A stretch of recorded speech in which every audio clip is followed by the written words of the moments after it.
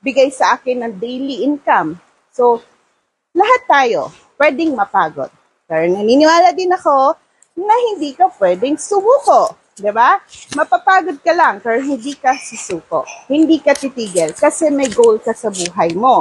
Hindi tayo pwedeng tumanda na hindi tayo masaya. So, dapat lahat tayo nagiging masaya. Okay? So, that's one. Your commitment for being agripreneur man kayo, entrepreneur man kayo, small-scale business, large-scale business, commitment is one.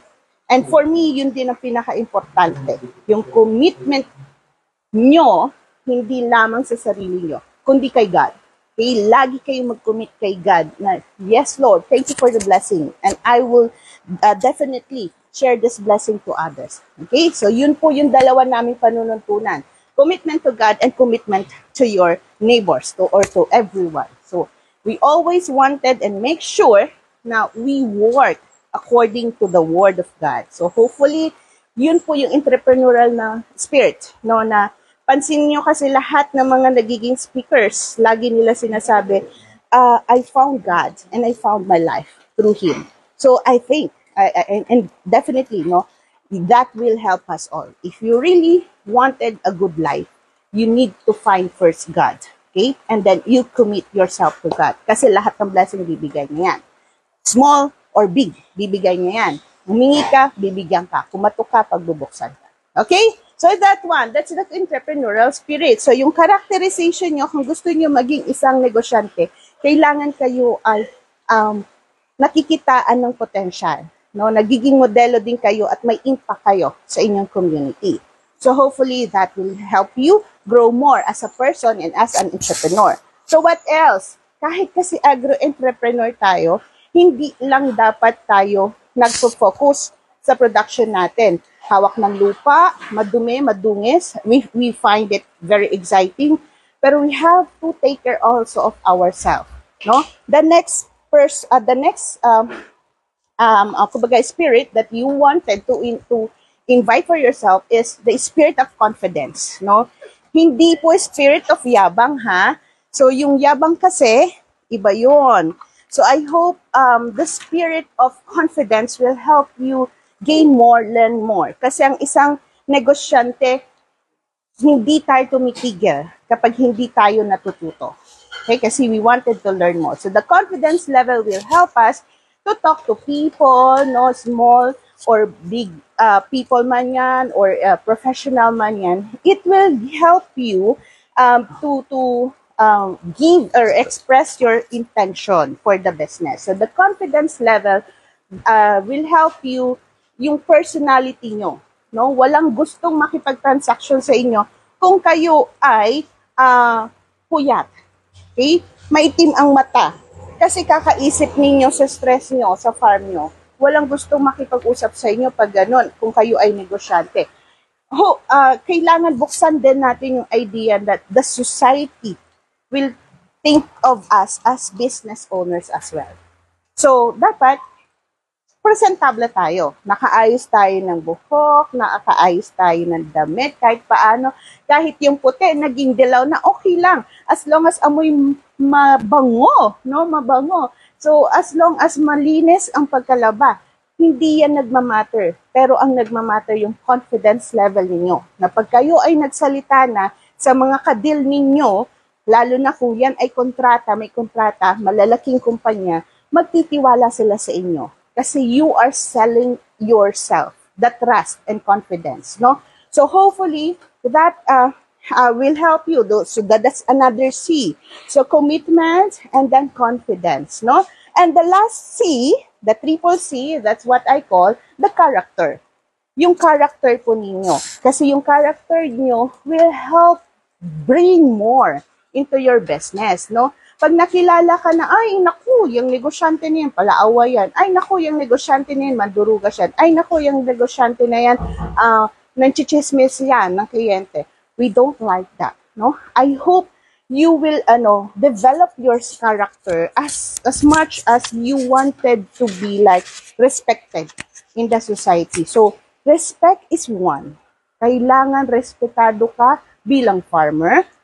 Pantay lahat yan. Kailangan respetado ka bilang ama ng tahanan or ina ng tahanan.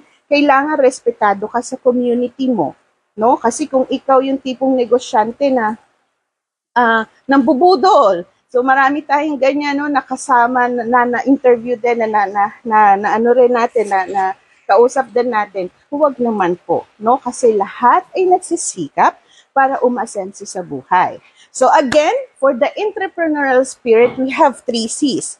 The commitment, okay, the confidence, and your character.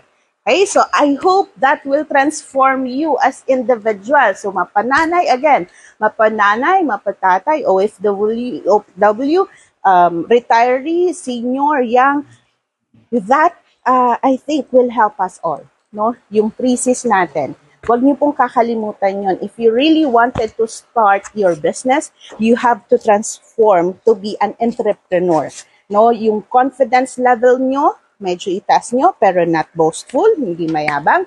Yung commitment nyo, as much as possible, how you commit to God, how you commit to your neighbor, para ang blessing nyo tuloy-tuloy. And then, of course, yung inyong character, no? How they will see you. Kasi you're gonna be a model sa community nyo and even to your family and to you. So, I hope this entrepreneurial spirit will help you, develop you to become agripreneur, entrepreneur, businessman, or how you call yourself, farm owner, and so on. Okay? So, what else? Anong kailangan naman natin in terms of your materials? Notebook at papel lang kailangan na. Kasi recording is one. Kailangan lahat ng sales, lahat ng gastos, nare-record po natin. Okay? Sa series namin na to, hopefully, maituro din namin sa inyo kung paano yung simple way of recording para kayo ay ma-monitor ang negosyo. Kahit piso yan. Sabi ko nga sa inyo, kahit piso yan, kailangan nakalista. No? Hindi mabubuang piso kung walang benching po, kung walang 50 cents or anong man sentimo na meron tayo. No? Pahalagahan natin ang bawat sentimo na nakukuha natin. Especially sa mga negosyong ginagawa natin. Kasi kung di nyo mapapansin, no, wala man kayong monetary. Ito, tingnan ninyo. Mag-grow kayo kahit maliit ang cash nyo, pero nakabili kayo ng property. Nakabili kayo ng lupa. Nakabili kayo ng building. Okay? Nakapagpatanim kayo sa malawak na lupain. And that is cash already. No, converted asset already, no? Huwag niyong tingnan na ang pagyaman o pag-asenso ay in terms of cash lang. Hindi po. No, kasi ang pera ay nauubos. Ang pera ay nawawala. No, kahit mag-shopping ka dyan, may pera ka ngayon 1 milyon, mag-shopping ka dyan, ubos agad yan. A matter of minute, no? Pero how you value your money, how you put it into something else na matututo kayo at aasenso kayo. How you become an asset. O how to create an asset out of it, no? Maliit man o malaki. Okay, you're gonna save. Okay, you have to save. Save, ako, itong discarte namin. We save less and we invest more. Okay, as much as possible. We save only 20% and we invest the 80%.